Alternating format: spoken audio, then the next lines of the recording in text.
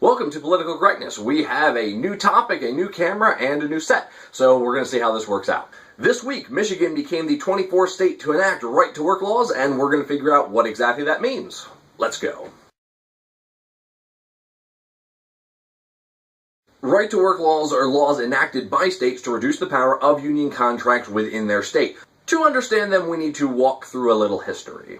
The first major union was the Knights of Labor, started in the mid-1880s, and they were followed by a number of other unions, both large and small, with large and small influence, all the way up until 1935.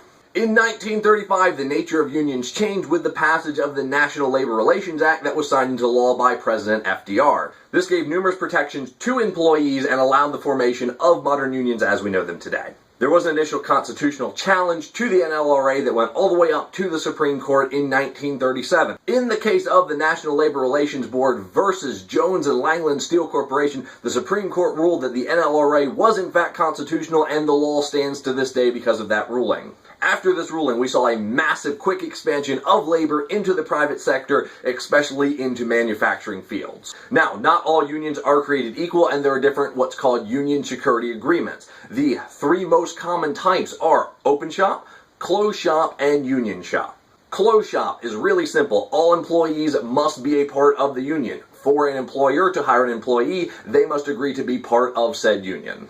Union shop, the employees have the right to choose whether or not they are part of the union. However, if they choose not to be part of the union, they still must pay union dues to cover costs of collective bargaining. And finally, an open shop allows the employees to either be part of the union or be excluded from the union while still working at the company. All of this lasted until 1947 with the enactment of the Taft-Hartley Act. This act greatly reduced the powers that unions had because not only did it straight outlaw closed shop practices, it additionally gave states the rights to enact what's called right-to-work laws to reduce the powers of unions even further. What are right-to-work laws? Right-to-work laws make it so that unions cannot require non-union members to pay dues of any kind. This essentially made open shop the only possible type of union within a right-to-work state. Many states passed right-to-work laws directly after the Taft-Hartley Act was signed into law. Many more continue to pass right-to-work laws for the 65 years right up until this week when Michigan became the 24th state to sign right-to-work into law. With everything that was happening, we saw a peak in union membership in 1956 at 35% of the total workforce was in some kind of union. Then that dropped all the way down to 12% of the total workforce in 2011. And in current times, 7.2% of public sector jobs are unionized, while 31% of federal government jobs, 35% of state government jobs, and 41% of local government jobs are all within unions. There's a lot of information regarding what exactly the effects of right-to-work laws do, and all of that information is sitting here in interpretations and not back in facts. The reason for this is because it's impossible to draw any concrete conclusions from what right-to-work has or has not done because of the wide variance in states. The most common form of that is circulating right now is the fact that states that do not have right-to-work laws, so unions are still in full effect, have a higher average income than states that have right-to-work laws. This is technically true. The average family income in a right-to-work state is just shy of about $48,000. The average income in a non-right-to-work state is just a hair above $52,000, resulting in a difference of 11%. So, families in states without right-to-work laws on average make 11% more money than families in states with right-to-work laws. And that sounds like good, solid evidence. However, when we compare cost of living in those same states, we see a different story. The Missouri Economic Research Information Center does a quarterly study on cost of living state by state. The MERIC, we use a lot of acronyms here. The MERIC compiles all of this different information into what they call a cost of living index, setting the average of that index at 100. So a state that has 100 is completely average throughout the entire country in cost of living. If we take this index and we average out all of the right-to-work states, we get an average of 94.7. The average cost of living in a non-right-to-work state is 112.4. This results in a difference of about a 16% higher cost of living in non-right-to-work states.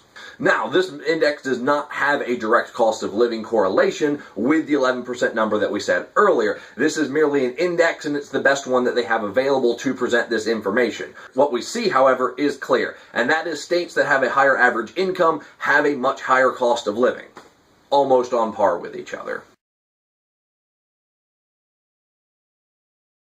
Opponents of right-to-work laws say that these laws are designed specifically to weaken the rights of unions. The reason for this is what is known as the free rider problem. The free rider problem is relatively a simple one, and it states that if a union represents a certain demographic or a certain group of employees within a company, and there's another group of employees that is not part of that company, by default, that second group that is not represented by the union is going to see benefits from the union's actions. The reason is large corporations cannot set up two different standards of work and two different standards of benefits and pay scales for one set of employees and for another set of employees. So ultimately, the company is going to decide what its policies are, and the union's negotiation influences that for all employees.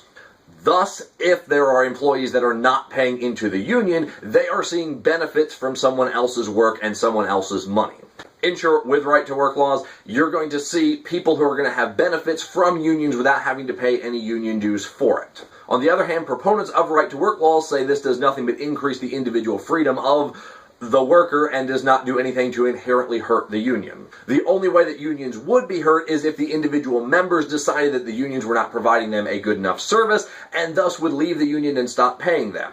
The argument being that if the unions were providing a good enough service to the employees, that they would willingly want to be part of the union and they would pay their money to the union. Furthermore, if a company provides inadequate wages, benefits, or working conditions, employees still have full rights to form a union under right-to-work laws. There you go. As always, the information for the laws and the studies that I quoted are all down in the information below. Right-to-work laws. What controversy could possibly happen from one half the states enacting laws that the other states do not?